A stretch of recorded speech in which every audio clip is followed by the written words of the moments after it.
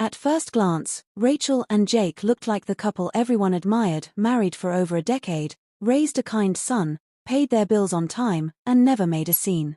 But what no one saw behind those picket fences and family photos was a woman staring out her kitchen window each morning, quietly asking herself, is this it? It all started 14 years ago, not with a proposal, but with a pregnancy test. 2 pink lines showed up on a Tuesday morning, and suddenly Rachel's world went from casual dating to courthouse vows, baby bottles, and early morning feedings. She and Jake rushed into marriage before they even figured each other out. And maybe that was the problem, they never really had time to fall in love the slow way. Everything came fast. Fast commitment. Fast house. Fast responsibilities. It felt like she blinked and went from being 25 to 40, without ever getting to live the middle.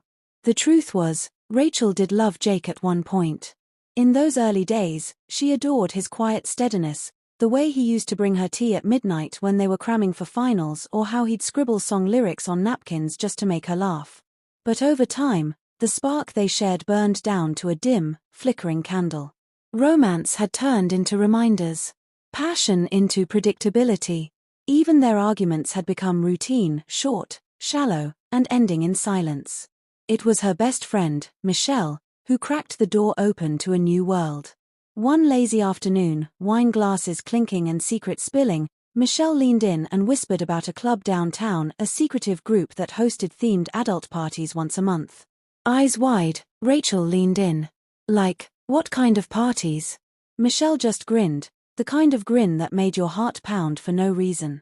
The kind that don't come with rules. That night, Rachel lay beside Jake and stared at the ceiling fan blades spinning in slow circles. Her heart beat faster than usual, not because of love, but because of possibility. The next morning, she brought it up. Jake, how would you feel about trying something different? She said, draping her arms around his neck. He smirked, thinking she meant a vacation or maybe something playful in bed. But when she laid out the truth that she wanted to go to one of those parties, his expression turned from amused to alarmed. Are you serious? He asked, voice flat. It's not cheating if we go together, she said quickly. It's just an experience. A one-time thing. Something we could share. Jake, ever the straight-laced, conservative man he'd always been, shut it down like slamming a door in a storm. No way, he said. I'm not into that, Rachel. That's not who we are. But the thing was, Rachel was into that. She didn't know exactly why. Maybe it was boredom. Maybe it was the hunger for feeling wanted again. She begged. She cried. She tried jokes, logic, even sulking in silence. But Jake stood firm. And so, the silence between them grew thicker. Their once warm home echoed with cold tension and the sound of clinking dishes. Eventually, Rachel pretended to move on. She apologized, promised not to bring it up again. School started back up. Their son came home from his grandparents. Life returned to autopilot. At least, that's what Jake thought. Inside Rachel, the curiosity hadn't cooled, it had intensified. Every time she opened Instagram, pictures of masked parties and daring costumes filled her feed.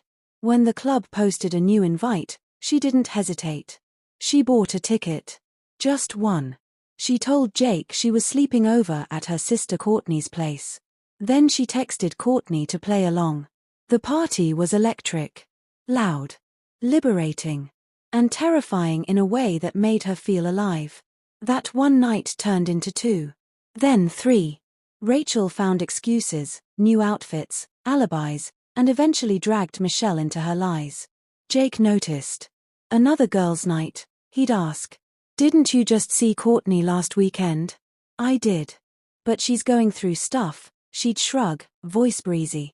Jake had his suspicions, but Rachel was meticulous. That is, until Jake stumbled on a crumpled grocery bag hidden in her closet, stuffed behind old sweaters. Inside, lace bodysuits, fishnet tights, and thigh-high boots he'd never seen her wear. His throat went dry. He didn't ask about it, not yet. But from that moment on, he watched her differently. Then came the Facebook post. One night, unable to sleep, Jake was scrolling mindlessly through suggested content when he paused on a post from a local photographer. A costume party. Velvet ropes, neon strobes, glitter. And in slide 5, there she was. His wife. Rachel. Dressed in a black corset, fishnets, a devilish red mask, smiling like she hadn't in years. Jake didn't sleep that night.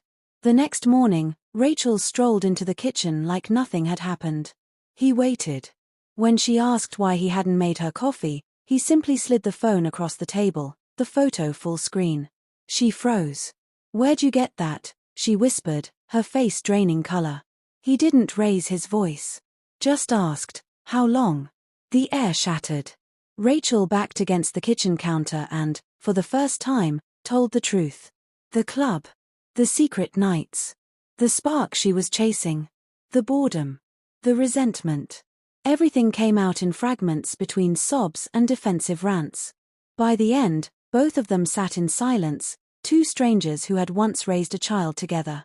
Jake filed for divorce the next week. They sold their condo. Rachel moved into a 2-bedroom apartment. Jake moved in with his mother. Their son, now old enough to navigate the back and forth, split his time between homes. Jake never really yelled. He just stopped asking questions. And Rachel? She didn't stop going to the club. Not immediately. But something changed. The thrill was still there, sure. But the cost now had a face. A name. A quiet man she once loved, who now looked at her like she was someone he never really knew. She never remarried. Didn't want to. Freedom, she realized, felt better than fear. But sometimes, when she saw couples laughing at restaurants or holding hands in the grocery store, she felt something tighten in her chest.